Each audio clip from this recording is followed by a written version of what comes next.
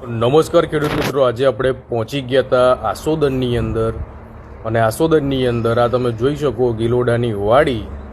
બરાબર, આજે જે ખેડૂત મિત્ર છે આજે જ આપણું ડ્રિન્ચિંગ કર્યું છે ને અત્યારે પાણી ચાલુ છે. ઓકે, અને સ્પ્રે કરે આમાં લગભગ 4 થી 5 દિવસ થયા છે આપણી દવાનો સ્પ્રે કરે. સ્પ્રે કર્યા પછી આ તમે ગિલોડાની સાઇઝ જોઈ શકો.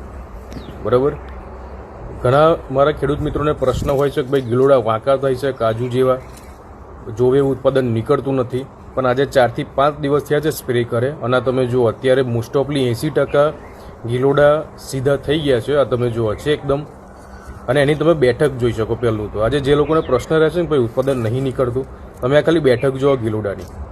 ઓકે, અને હજુ આજે જ ડ્રિન્ચિંગ કર્યું છે. હવે ડ્રિન્ચિંગ કર્યાના 5-6 દિવસ પછી આમાં શું રિઝલ્ટ આવે છે એ પણ તમને બતાવીશું. પણ અત્યારે આ તમે જુઓ વાડી, ઘણા બધા ખેડૂત મિત્રોને પ્રશ્ન હોય છે કે વાડી સુકાઈ છે, પીરી પડે છે.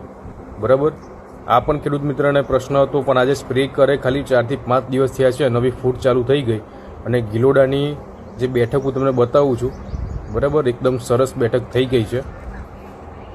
ઓકે, આ તમે જોઈ શકો આખી વાડી. ઓકે, તો જો તમે યુટ્યુબમાં વિડીયો જોતા હોય તો ચેનલને સબસ્ક્રાઈબ કરી રાખજો. ફેસબુકમાં જોતા હોય તો પેજને ફોલો કરી રાખજો. ઓકે, તો આવી દરેક નવી માહિતી તમને મળતી રહેશે. Okay, thank you.